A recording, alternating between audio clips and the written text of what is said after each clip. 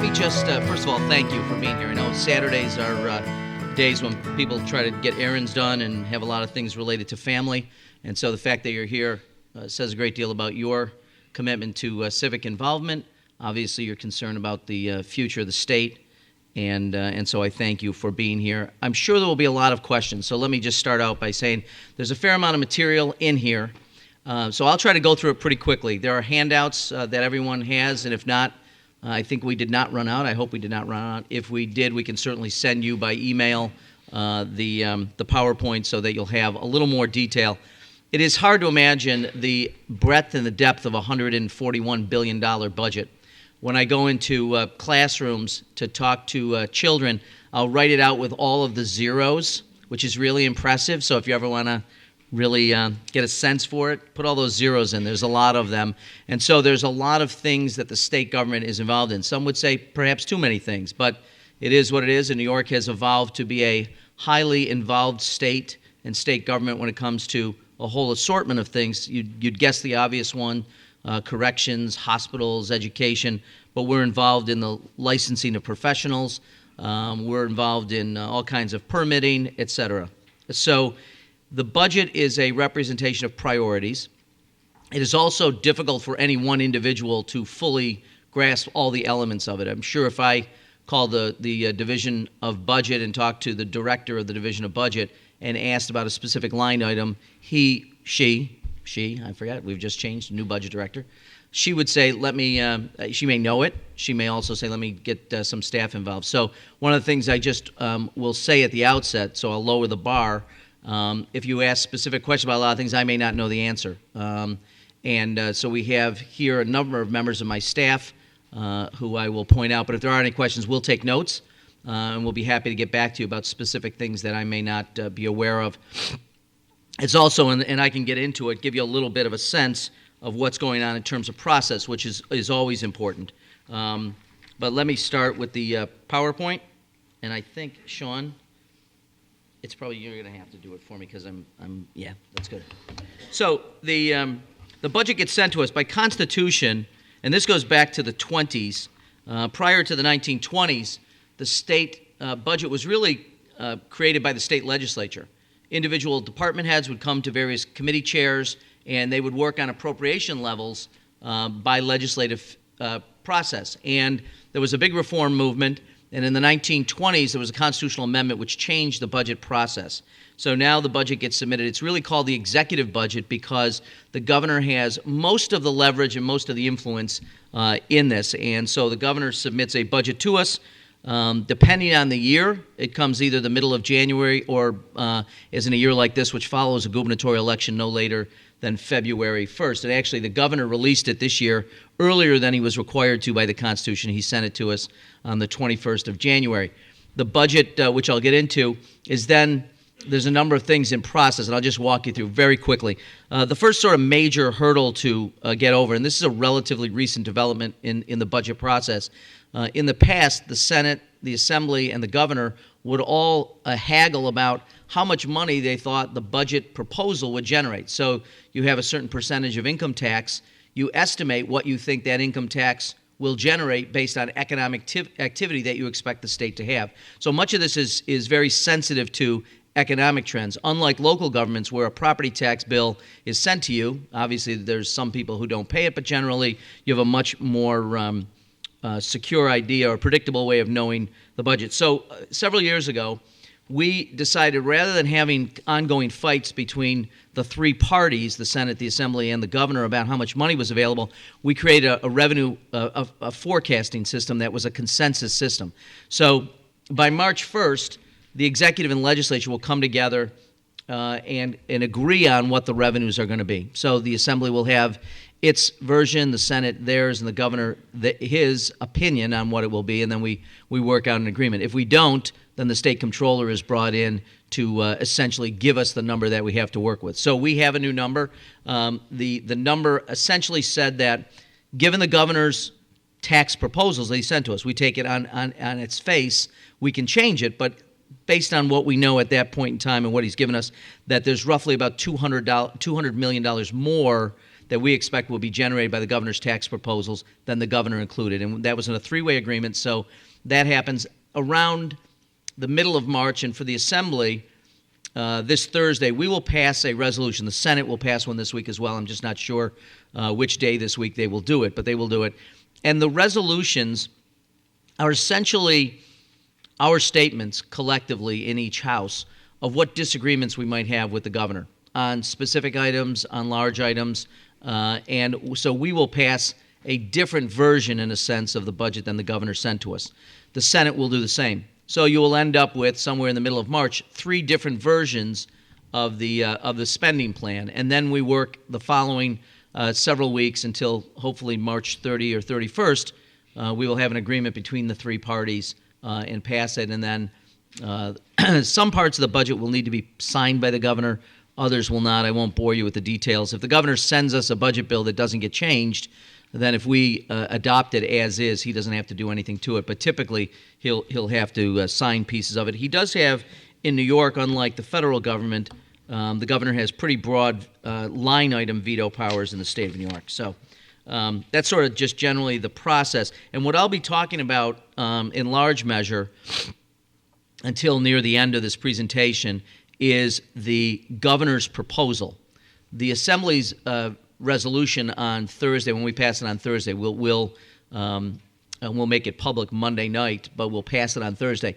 The Assembly version will differ from the governor's, but what I'm trying to give is sort of a high-level view of what the governor has proposed, and then obviously people may have questions. I'll also talk about some of the recommendations that I've made to the Speaker and to my colleagues about some changes that I think ought to be made in the governor's proposal. Let's just talk about sort of where we've come in the last several years, because this is important, and there is obviously wide disagreement about what direction we should take. But one of the things that the governor wanted to make sure is that, in his view, and he has most of the leverage in this calculation, that felt the state was spending too much and felt that we were out of control financially. I tend to agree with the governor and have voted against budgets in the past because of that. But 4 years ago, in 2011, January 2011, we faced a $10 billion budget gap, meaning that had we not changed anything, existing spending trends and existing tax trends would have given us a $10 billion gap for a budget that at the time was about $130 billion. So it's a pretty significant gap. We have closed that. We have done it without raising taxes, particularly on middle-income earners or low-income earners. We have done it by reducing business taxes. So we have not increased taxes to do it. We didn't raise revenues. We actually cut spending to get there, and I'll talk a little bit about those trend lines in a moment. And we have passed 4 budgets on time. We have reorganized the government. We have actually fewer people working for the state government, and the state operations, or our percentage of the budget, what we use for state workforce, et cetera, actually has gone down as we have increased spending to local assistance or local government, school districts, towns, villages, et cetera. As it relates to Medicaid, at the time I came to Albany, Medicaid growth annually was about 15 to 20% a year growth. When you compound that, you're talking about a significant expansion in the Medicaid program, and we have since brought it much more under control. It's actually, you don't hear very much about the Medicaid spending in the last several years, largely because of some changes we have made, and we have instituted a global cap on Medicaid spending. It does remain, however, and we share responsibility for the payment of Medicaid with the federal government and to a small degree to the county governments, although that's a shrinking percentage of their share of it. In New York, each state has a different Medicaid reimbursement number. New York has one of the lowest in the country. Other states get much higher percentage of their Medicaid costs picked up by the federal government, and the reason for this is it dates back to the 60s when Medicaid was first invented.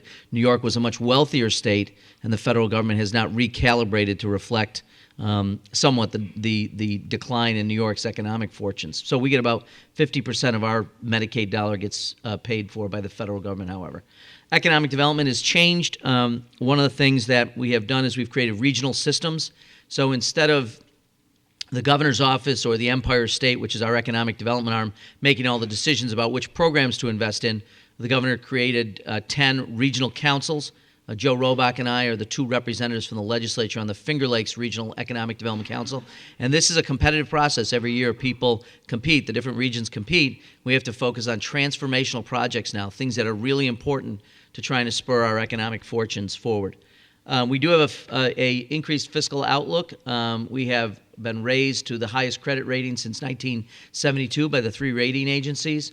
And that's been something I think has been important in terms of long-term viability of the state government. Just to give you an idea, for nearly 50 years, the spending trends work this way, which is inflation, when annualized about 4% average over that 5-decade span. Income growth in the state of New York was at 6.2%, but spending exceeded income growth. And some people will argue about this, but I think many people are concerned that if you continue to spend beyond your income growth, you're going to run into some problems. Sean? Thank you. And this just shows where we would have been had we followed what we are now following, which is a cap, a global cap on state spending. State purposes spending can only rise at the rate of income growth. So we are currently at, and there's a lot of hard terms to remember, but this, essentially the $84 billion on the right side was the amount, it's called state operating funds, which is the money that the state spends absent federal reimbursement. So we get a fair amount of money, as I just said, from Medicaid, but if you strip that money away, which is federally supported, the state budget, state operating funds is $84 billion. Had we followed the trend, the cap that we're in place now, spending would have been, well, you can see almost half that amount. And this will give you an idea of growth or state debt, which is on the decline as well. Some of this owes to the fact that the financial markets and the cost of borrowing money is lower now and has been for the last several years. But I think it's important to know we've cut by 1.5% by 2019, but we've already cut in just 4 years a full percent off of the ratio of state debt as measured as a percentage of personal income. So again, we're trying to track and trend our spending and our behavior along the growth of personal income in the state of New York. This I referenced the beginning in January of 2011. The proposed or the projected debt at the time was $10 billion. We are now in the blue, so to speak, which is represents a surplus. Now you see a zero for 15-16, and that's because we have to balance our budgets. So at the end of the day, these will all be zeros. But if the representation of a debt or a surplus is if you didn't change any spending or spending formulas and you didn't change any taxes or revenue policies, this is what would happen. And so if we didn't change anything, we would have a surplus of $1.8 billion by fiscal year 17-18. This is exclusive of, by the way, the settlement money that we got from the French bank, which I'll talk a little bit about. We have a windfall because the Attorney General brought suit against a series of banks, and we have settled with them for what is now, I think, about $5.4 billion. We expect that actually could go up by a little bit. It could be as much as $6 billion. This does not include that number. We use that sort of as an aside. So we have more resources, although that's a non-recurring revenue source. It's a one-time infusion of dollars. So we have to balance a budget. That is required by the state constitution and by statute, so we will do that. I've mentioned the decline in debt. And this budget that the governor's proposed has new investments in education and health care, and I mentioned the $5.4 billion windfall from settlements.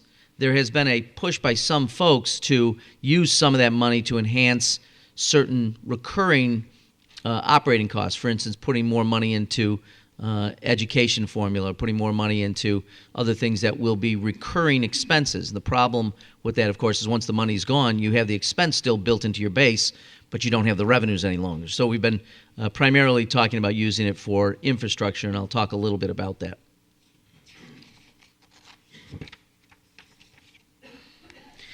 So the sort of constraints that we're working within is to hold spending increases below 2%. That's for this will if we do this, it'll be the 5th straight year in which we've done it. The governor proposed an increase of 1.7%. And again, this is what's referred to as state operating funds. You'll hear some people talk, and I will even make mention of all funds. All funds is the big budget number. It's the overall that we will spend, but that includes the federal reimbursements to us. But if you look strictly at what the state has discretion over and what the state is spending money on, it's the governor proposed 1.7%. This budget will take some of the dollars to reduce property taxes, and we do this in the form of either STAR or a new circuit breaker system, which the governor has proposed. And finally, increases education aid. The governor, interestingly enough, and a number of you I know are from the education world, gave the legislature 2 different numbers in terms of a proposed increase. One is the amount that current law, the current statute, would require of us, which is about a $300 million increase year over year, or I think it was 1.7%, or a higher number, which is reflected in the $1.1 billion, or nearly 5% increase in education aid year over year. It is contingent upon, as you can see, the governor's reform proposals. Article 7 refers to bills that the Article 7 of the state constitution allows the governor to submit to the legislature. Governor did something interesting. I'll just take a second to talk about this. He said we can spend an increased amount, but only if you do the following things. And he tied them largely to a teacher evaluation system, which he has proposed, made up of 50% standardized tests. And it's obviously a subject of a fair amount of controversy in the legislature. But just in terms of pure dollars, the governor has proposed an increase, if we agree with his reforms, to $1.1 billion year over year. It does, and I think I'll make note of how much money we spend on the various parts in just a minute. So we do reduce. There is some, although not many tax changes in this budget. We've done a fair amount over the last several years on manufacturer's tax, on middle income tax rates, which we've lowered. I think they're the lowest in 50 years on middle income taxpayers. So we have done a number of tax things in the past. Did fewer, he's proposed. As you can see, one is a net income tax on small businesses from 6.5 to 2.5% over the 3-year period. That is a concern about the challenges faced by small businesses and the fact that most of the jobs in the state being created right now are being created by small business entrepreneurs, et cetera. So the $5.4 billion settlement, he targets to certain investments, which I'll briefly talk about. He also establishes a new initiative on broadband, concern that many parts of the state, particularly rural areas, don't have access to high-speed internet, and so there's a $500 million proposal for increase in broadband. This is outside of a broadband initiative that voters approved last year in November, which was $2 billion of new broadband infrastructure that we'll put in schools across the state. So I mentioned all funds and general fund. So the all funds number, which includes, this is confusing, so unless you're an accountant, you probably won't care about this, but all funds is the number that includes Medicaid spending and other federal dollars. So federal government may give us money for transportation. It clearly gives us some money for education. That number would be roughly $1.4 billion that the governor has proposed. It's even a little higher than that. There's some one-time money for victims of Hurricane Sandy, Superstorm Sandy, and there's some money that comes in through the Affordable Care Act. Exclusive of that, so to try to normalize and measure apples to apples, we back that out so you can see what it relates to in 2014-15, an increase of 2.8%. But the general fund is the state-supported, and our amount, as you can see, goes up by 1.7% year over year. And this is essentially how to break it down into where the big chunks are. As you can see, Medicaid, this is our part of the Medicaid spending. So the federal government will send us another $17-18 billion, and there's local government money. So the Medicaid expenditures from state coffers is $17.5 billion. School aid is proposed at $23.1 billion. State operations is all the functions of the state: state prisons, state workforce, transportation system, DOT, everything all combined in state operations, $18 billion, and all other things, which I feel bad for the things that are described as all other, but they're $34.8 billion. And you can see the relative increases. So things not related to state operations, school aid, or Medicaid went down by $300 million. State operations only went up 1.1%, and that allows us to stay within the cap and still add additional money to school aid. And Medicaid is an entitlement program, so we follow. There's a cap that we've put on it, which I'll talk about, but that will grow at 3.4%. So this is just a graph that shows the same thing. It's a little more detailed. You see Medicaid and public health. And this is the all funds. So this includes now the federal government money. It's not just the state government. So you can see Medicaid spending and public health programs, $53 billion. Education, exclusive of higher education, is $29 billion. State operations, $20 billion. You can see capital and debt service, $12 billion. And some of the social services, $7.6 billion. The STAR program alone costs us $3.2 billion, and that's obviously for homeowners and to alleviate property tax burdens. And then higher ed is at roughly $3 billion. And this is how we get the money. As you can see, federal grants, and again, that's largely Medicaid, but it's also transportation funding and other things, $49 billion. Personal income of the state-generated taxes, it's by far and away our biggest revenue source, $46.8 billion. Business taxes are $8 billion. Consumption taxes are essentially state sales tax and some other fees. The state, the consumption taxes represents only the state portion, which is I think it's 4% state income tax. And then the local governments add an additional amount, 4%. Here in Monroe, it's 8% total. So half goes to the county, half goes to the state. Okay, so let's. I'll try to go through quickly. There's a lot of headlines here. There's a lot of detail, but I'll just try to do, again, top line issues for you. Let me start with ethics reform, which is obviously, if anyone's read the papers in the last several weeks and months, you know what's going on in Albany. In the Assembly, we've had something that's sort of like a seismic shift.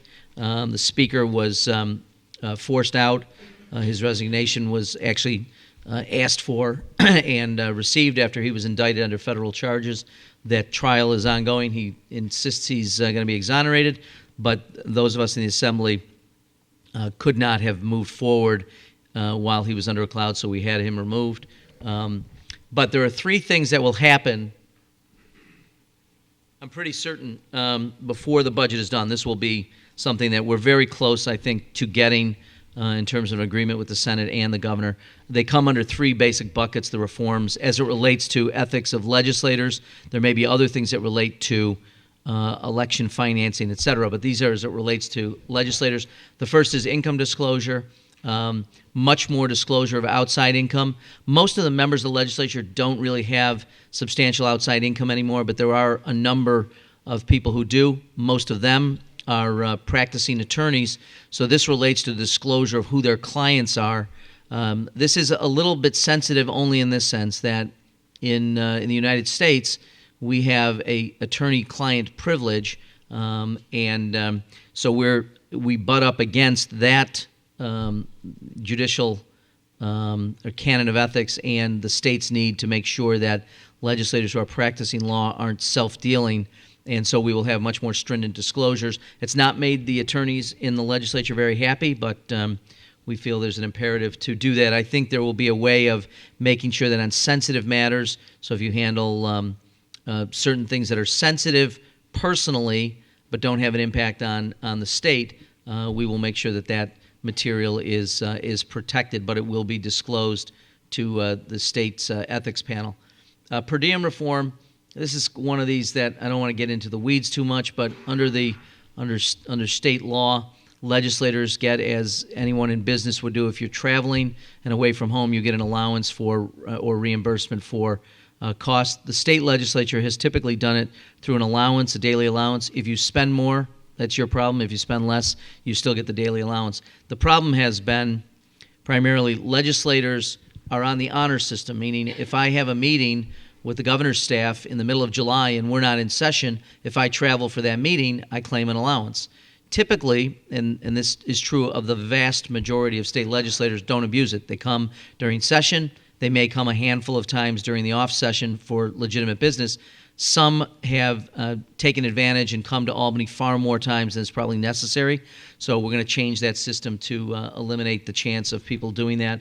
And the final thing is pension forfeiture. In 2011, we passed a law that related to any violations of the public trust could have your pension forfeited.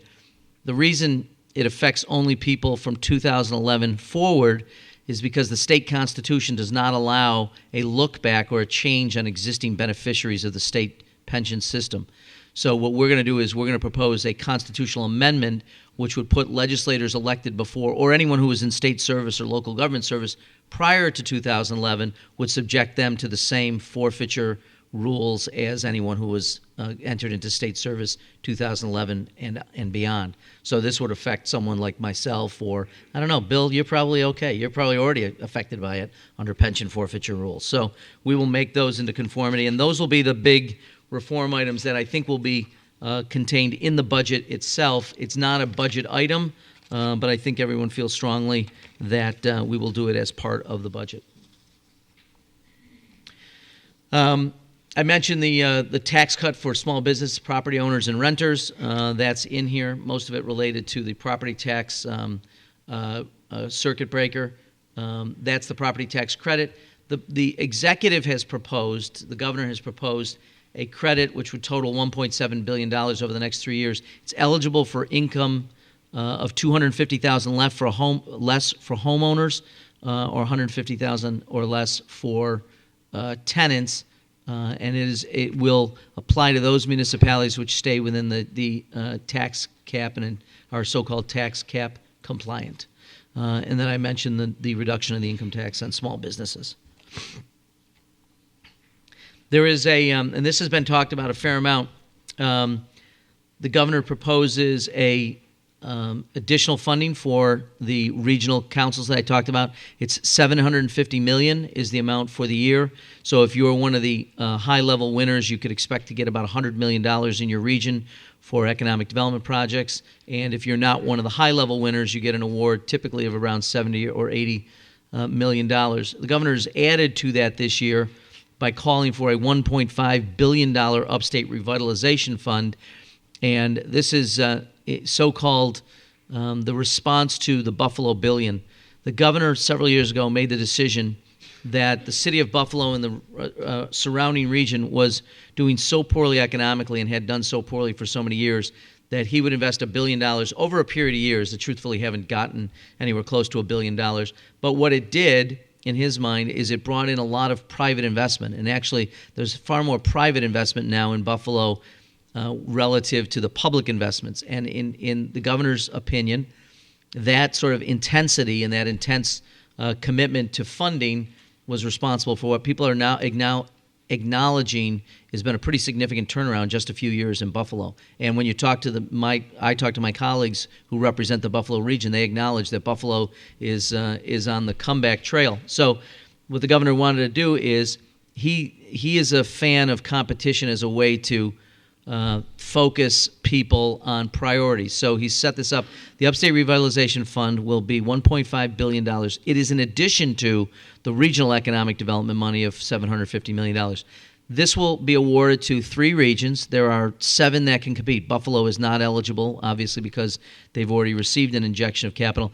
New York City and Long Island are not eligible either, because the governor feels the focus needs to be on job creation in upstate New York. So we will compete. Those 7 regions will compete. 3 will be awarded one of the grants of $500 million, which will be paid out essentially over a 5-year period. So you would win $100 million a year for 5 years. And what this does do, obviously, in addition to the significant infusion of cash, it has to be leveraged against private investment. And typically, in order to get the award, your plan has to have roughly a leveraging of 3 or 4 to 1. So this will involve private dollars coming in and matching public investment on projects. We will also be able to compete for the regional competition but we would not be one of the winners of the high-level amount. So we could win $30-40 million in that competition as well. So if we were one of the winners, and I think Rochester in the Finger Lakes region is incredibly well positioned, we will see roughly $130 million injection annually for 5 years for economic purposes. So, and I mentioned the broadband fund, which is $500 million. In addition to the economic development, can we go to the next slide, Sean? Oh, then I've got them out of order. I wanted to just talk briefly about Startup New York. That was a program we did last year, which is essentially tax-free. Actually, I guess we did it almost 2 years ago now, but it's now starting to take effect. It's a tax-free for 10-year policy for entrepreneurs and startup businesses as long as they're involved with research at one of our universities. It's a way to galvanize some of the research assets we have, particularly in upstate New York, and to provide opportunities for entrepreneurs and researchers to come together to create new opportunities. So the part of the plans we need to submit for the Upstate Revitalization Fund will have to leverage opportunities under Startup New York and some of the other programs that we have.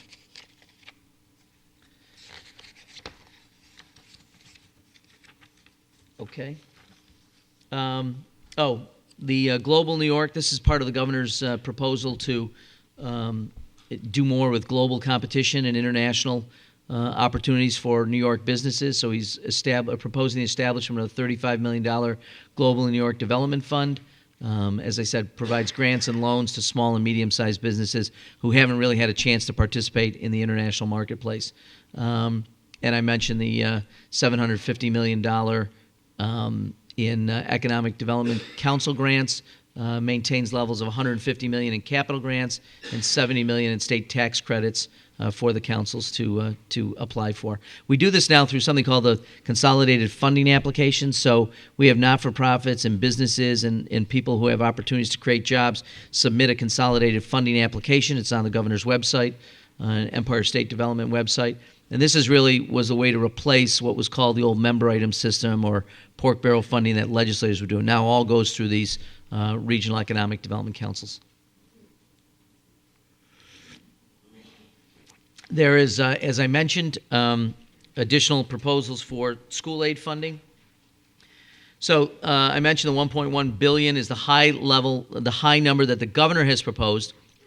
I can talk a little bit about what the Assembly's proposal will be, but the Bond Act, which I talked about, provides $2 billion in funding for broadband and other technological improvements in classrooms around the state. State Universal Pre-K, this is a continuing effort of ours. We've committed $1.5 billion over the next 5 years to try to increase opportunities for full day pre-K. It's still, as the educators in the room will tell you, this has been spotty. There is $340 million out of this program being advanced. We proposed $28 million in the expansion of half-day and full-day kindergarten to 3-year-olds. There's some controversy about whether we should start getting into the 3-year-old pre-K when we haven't fulfilled our commitment to 4-year-olds, and we still don't have full-day kindergarten in many places around the state. So I wish I could say everything was perfect and uniform and logical. It's not, but we are clearly putting a lot more money into early childhood education.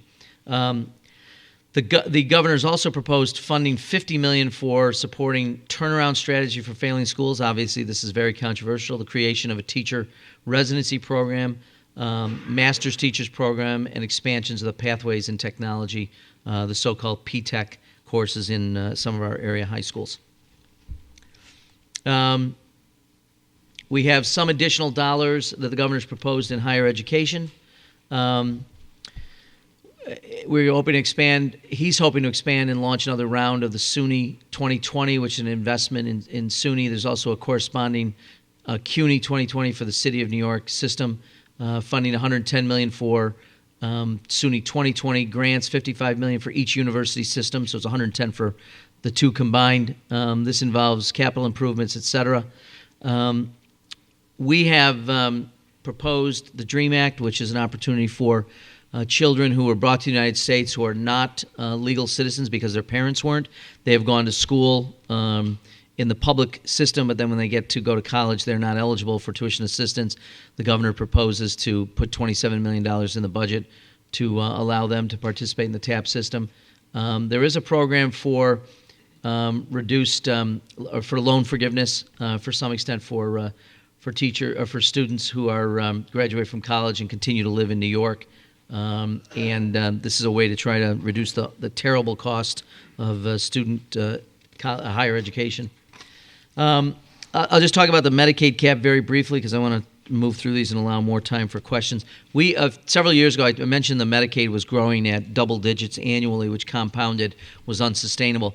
We have now adopted a cap, a global cap on Medicaid, so the state of New York will not spend out of its coffers more than the average of the last 10 years. It's a rolling average, 10-year average of the cost of medical care under the CPI. So the federal government has a cost of or consumer price index. It's made up of many things, and there are baskets within it. So there's a healthcare basket, there's a basket for consumer goods, et cetera. So we're looking strictly at the medical costs of the CPI. Whatever the 10-year average is, has become our cap annually. So we've got that in place, and we've had it in place for the last several years, and this budget continues that. We're going to spend, as I said earlier, about $68 billion on health care. This is much of it through, although not exclusively, the Medicaid program. We also have public health programs. We fund hospitals through a whole series of ways. So we'll do $68 billion, and then the budget also is consistent with, as I said, the spending cap that's in place. One of the things that we are in the process of doing is we have a new federal waiver that would allow the state to spend money on programs which have typically not been covered by Medicaid, but demonstrate promise of reducing the cost of Medicaid long-term by reducing hospitalizations, reducing high blood pressure, and the corresponding chronic diseases which result. So it's a way to invest money up front in services which would not typically be covered by Medicaid, and it's called DSRIP. And right now, each of the regions around the state are submitting DSRIP applications to the state to get federal funding. And in Rochester, we're the first place in the state to have a single application. Our two healthcare systems, Rochester Regional, which is the old Unity, Rochester General Hospital, and Strong, or UR Medicine, have come together to create a single application for purpose of pulling everyone together in the community around programs that will reduce, hopefully, long-term Medicaid expenditures. So that's going on. And this is, as you can see, DSRIP is short for Delivery System Reform Incentive Payment Program. We love acronyms in government, and that's DSRIP. But this will have long-term, I believe, significant impacts on the improvement of health care delivery, and that will extend not only to people on Medicaid, but just everyone in the community. So. The redesign team, we had Medicaid redesign. As I said, the governor wanted to make sure we could meet this global cap, so we are redesigning Medicaid and really trying to have a system that is more designed long-term to have financial incentives based on wellness, reduced hospitalization, reduced fee-for-service, looking at the wellness of a person, preventive and primary care. So we're doing this all through this Medicaid design team, and this continues in this budget. And these are some of the items. I won't go through them. You have them on your package, other than to say that they're the ones as relates to children with disabilities, individuals with disabilities. We continue to try to meet the goal of the Olmstead decision, which is appropriate care in the least restrictive setting. So we continue to do that. I'll just in the interest of time, you've got this. You can look at the specifics. I won't go through much more on the Medicaid pieces. The minimum wage is included. We have currently a 3-year minimum wage increase. The final phase will be next year. The governor's proposed additional year on the back of that, and also proposed an increase in the minimum wage in New York City that would be $1 higher than the other parts of New York State. We expand affordable housing opportunities. This is a big issue. Continued support for the House New York program, investing $1 billion over 5 years to create 14,000 affordable housing units statewide, and I talked about the minimum wage. Child care funding is a big issue. Bill mentioned that I've been working with and begun a new initiative with the United Way in conjunction with the city and the county and about 60 not-for-profit agencies to redesign the way we deal with poverty. But one of the big issues has been access to affordable child care. We're continuing to work for this. We will spend nearly $900 million on child care block grants. The Assembly and the Senate will probably have some issue with the way the governor has proposed this. And the governor also proposes funding of $31 million to support homeless programs in the state. Local governments, obviously this is an issue that relates to the property tax cap.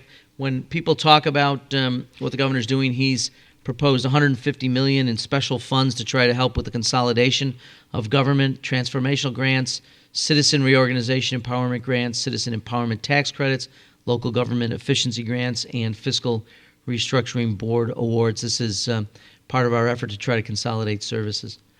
Local government mandates. Medicaid relief is really the biggest mandate relief that we've done over the last several years. The cap in the growth of Medicaid at the local level has been frozen, so county governments will pay no more over time. All the growth in the Medicaid program that I mentioned before will be paid for entirely by the state of New York, as well as having picked up the administrative costs of providing the service at the local level. Several years ago, we instituted pension reform. We have a new Tier 6. That tier is expected to save over $80 billion for local governments over the next 30 years, and that's being phased in as people in service leave government and they're replaced. They'll now come in under a much less generous pension system, Tier 6. This is aid to municipalities. The governor proposes to maintain funding at its current level of $715 million. This is for cities, towns, and villages. It's unrestricted, so those governments can spend the money as they feel is appropriate given local concerns. And I mentioned the consolidation and restructuring programs. We propose increase in the funding for the Environmental Protection Fund. We maintain funding for core environmental programs. Expands outdoor recreational opportunities, a new round of capital funding for the environmental facilities, and it proposes the extension of the the Brownfields program, which is a way to remediate properties that have environmental problems and get them back on the tax rolls and get them back to be used by private sector entities to expand the tax base. So that was expected to or has run out, and we have to reauthorize. Well, I think it runs out. I think the authorization runs out at the end of this year, so we have to extend the program. $100 million new funding to extend the state Superfund cleanup program, and we've enhanced the oil spill preparedness. This is something that the governor is very concerned about, climate change. In fact, the Assembly Speaker, one of his first things to do was appoint a task force to look at additional things we should do around climate change. This is where my mother calls me up and says, I thought this was supposed to be global warming. Why is it 2 degrees in February for the entire month?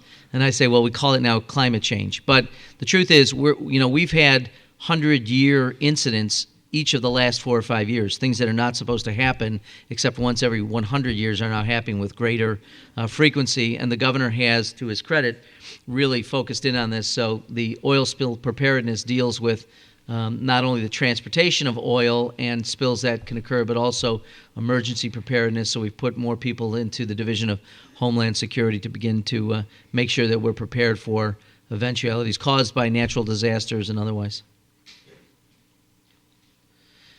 Clean energy initiatives and New York Green Bank, those are continued supports for those programs, which are obviously very important. I'm going to quickly go past them. You've got the paragraph which you can look at. Public safety, obviously an important part of what we do, one of the most fundamental things that we do. Emergency preparedness I talked about, oil spill preparedness, and state operations and a response management system. He's proposing $15 million to support the establishment of statewide emergency management. This is to allow people to communicate more effectively in the event of an emergency, and I think in some cases our infrastructure has been wanting in regard to that. One of the big things in public safety that we're doing is The governor has proposed raising the age by which individuals are treated as adults in the criminal justice system. Currently, 16 and 17-year-olds are in the adult system instead of in family court. Oddly enough, we're only one of 2 states in the country that still have 16-year-olds in the adult criminal justice system. Now, it doesn't include some of the more heinous crimes, murders, homicides, etc., and there will be some discretion by the judges. But North Carolina and New York are the only 2 states, which I do find a bit unusual. Doesn't anybody else find that unusual? Yeah. So anyway, this is something the governor's proposed, and I'm not. It is somewhat controversial, although there seems to be more and more consensus that this is the appropriate thing to do. And grand jury reform. This relates to not only what happened in Ferguson this past summer, but also anyone who follows what happened with the Eric Gardner case in Staten Island. And this is try to have an independent monitor appointed by the governor to look at grand juries that are impaneled that relate to the injury, the death of civilians at the hands of police, to review those. And I will say, I think that's supported actually by the PBAs in the state as we go through it. Transportation and infrastructure, new capital investments. This is a big deal. Roads and bridges around the state, mass transit downstate are all in need of repair. So we're trying to address some of that, although probably not doing it as fast, certainly not as fast as I would like it to be done. There's a capital plan proposing $3.5 billion, an increase of $100 million or 3.2%, and that's a 5-year plan. There's infrastructure investments out of the bank settlement through a stabilization fund, support for the building of the Tappan Bridge, and continued local support for capital construction funding for roads and bridges. So these are some of the suggestions that I've made to the Speaker and to the Governor. You can't touch on everything, but I just wanted to mention a few highlights of things that I would like to see. One involves we gave a manufacturer's tax credit to manufacturers last year to try to increase the amount of manufacturing we're doing in the state. We did not include Subchapter S.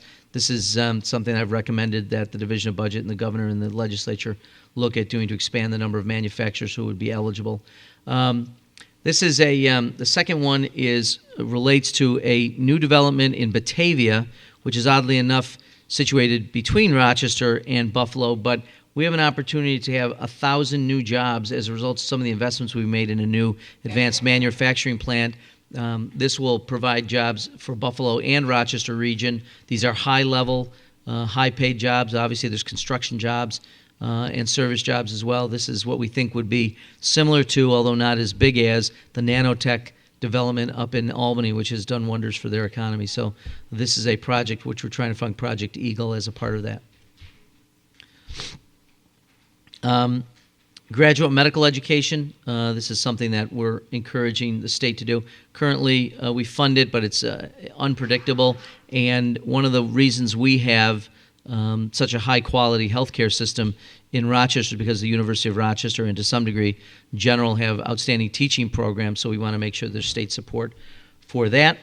Spinal cord injury research is something that we've been doing in this state, and Rochester is the biggest recipient of this. The governor's proposed $7 million. The maximum we could spend under the law is $8.5, so we've asked for an increase in that. That's actually going. I don't know if many of you know of Brad Burke, who was the former CEO of University Medical Center and who had a terrible spinal injury. He's now heading a new program on neurological research, and some of the money would find its way into the work that he's doing, which is groundbreaking and amazing. So people with head injuries, people with spinal injuries, people with all kinds of nerve injuries, Parkinson's disease in the University of Rochester, and Rochester is leading the way on this. So. Education funding. The state assembly is going to have probably an increase of roughly $250 million over what the governor has proposed on his high number. So I had said there were 2 levels. The governor at his high level proposed a $1.1 billion increase. The assemblies will be closer to $1.4 billion. And although many people in the audience probably know the difference between gap elimination adjustment and foundation aid, suffice it to say that gap elimination was an adjustment that was made several years ago because the state was not in a position to be able to pay for the entire formula. So we sort of put an IOU to those school districts, and we are slowly paying it back. I think at one time, I saw Jody Siegel. I think the statewide number was close to $3 billion. I think it's about $900 million now that we haven't paid back. So we're trying to meet that and put money into the foundation aid, which is really for our neediest schools, and those tend to be more urban areas. I think the Senate and the Assembly and the governor will agree ultimately to sort of split the increase in aid in both groups. Ultimately, the goal would be to eliminate the gap elimination adjustment altogether and then go back to the formula that we use. But that's sort of an idea of where we will be. After-school opportunities, I've asked for an increase of $4 million for after-school programming. This is a very big issue, particularly in the city of Rochester, where many children, as Bill mentioned, are in poverty, go home to situations in their neighborhoods and their homes that are not in any way conducive to learning or doing homework, et cetera. So this would continue what is becoming a successful program. I've asked for encourage an increase in base aid for community colleges. This is a real struggle for people who are not only in the community college system, but going back to try to enhance their skill sets, and we need to do more to fund that. The next one is a big initiative at the Rochester Institute of Technology. Frankly, I'm hopeful that the funds will be available. This is Rochester. RIT has one of the best film and animation schools in the country, and it also has one of the best gaming schools in the country, video gaming, believe it or not, which has become very big business. This is a proposal that I've worked on with RIT to combine the two to create a new facility for entrepreneurs. These I don't mean to be disrespectful. These 22-year-old kids that have billion-dollar companies are going to work for other companies. They'd rather stay here and start them. We just actually had a company called Dado, which was a RIT student who's been out of school, I think, less than a decade, who had a company in Connecticut, which is now I think close to $1 billion company. He's moving it back to Rochester as part of Startup New York, but it was because of his work at RIT. So this would be a facility which actually encourages entrepreneurship and the startup of companies at RIT and the convergence of these two technologies, which are really sort of coming together just organically anyway. University of Rochester, we're trying to make our way nationally in data sciences, so this is a call for additional investment in the University of Rochester Institute for Data Science. U of R and RIT have really become the engines of growth economically for the region, so this recognizes that, as well as some funding for the laser at the University of Rochester, which has been a project that we've been working on since the early 80s. As I mentioned, as it relates to bridge and tunnel and bridge and road improvement and tunnels, I've asked for increased funding for those, particularly consistent with the money that we have from the bank settlement, so an increase in dollars there. And then we have infrastructure that's been identified by the community leaders, so-called community coalition, about funding for a number of projects, one of which is a transportation project in Rochester, which is $150 million. We're trying to get funding for that outside of the DOT budget.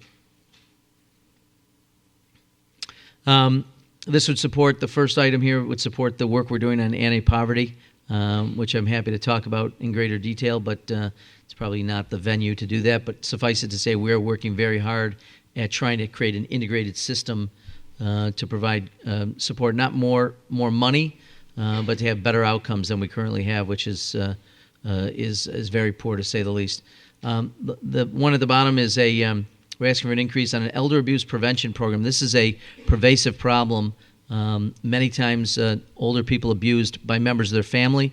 It's a growing problem, and the lifespan in Rochester is the leader on this statewide, so this calls for an increased investment in that effort. Child care subsidies, I mentioned. Hillside Work Scholarship Connection, which has been an incredibly successful program. We've asked for additional funding for that. This is taking at-risk youth and not only putting them through and getting them to graduate from high school, where they have some incredibly high percentage of success, but also allows them to go to college and beyond, which for many of these students hadn't even begun to think about it before they entered this program. So we're asking for additional support for these. A lot of these are local initiatives, obviously. And then the Improving Parent Education. This is a home visitation program which is paying off huge dividends. United Way and I have been working on would allow us to expand that program to get to young mothers, particularly teenage mothers, to really work with them on improved skills around parenting and trying to help stem the tide of teenage pregnancy. Non-residential funding for domestic violence providers. There were some cuts to this program. There is a epidemic in Monroe County around the state of domestic violence. We've seen it in our community in the last several weeks. It is tragic. It is largely hidden and out of public view. So this is a way to work with Alternatives for Battered Women on support for some of the programs that they do and others do statewide. There's also the governor collapsed funding for evidence-based cancer services program. He put them into a block grant and cut the funding. We've asked for it to be taken out of the block grant and restore the funding to its previous levels. And this really does provide support, primarily support through early prevention, detection, and screening for people for some cancers, which are particularly, if you have early screening, can be very, very helpful in avoiding incidents of cancer. City of Rochester and other municipalities, we asked for an increase in aid to municipalities, as well as inclusion of one of our former town board members here, Sheila Gaddis, had something called the Volunteer Legal Services Project of Monroe County. It's all volunteer lawyers, and this is just support for them administratively so they can extend the reach of their work. And I think that's it in terms of some of the recommendations I've made.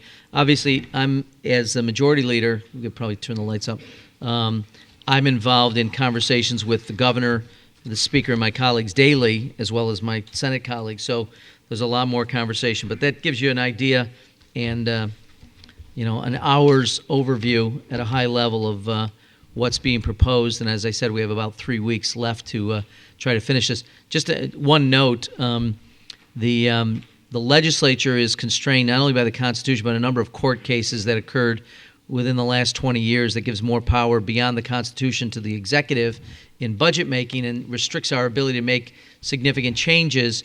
And the final thing is, in 2010, if a budget is not completed on March 31st, what had happened for years was a governor would submit emergency bills, and he has the power under the Constitution to submit to the legislature emergency bills for our consideration. The legislature may not change the emergency bill at all. The only thing we can do is either approve it or disapprove it. Those are our only two choices, yes or no.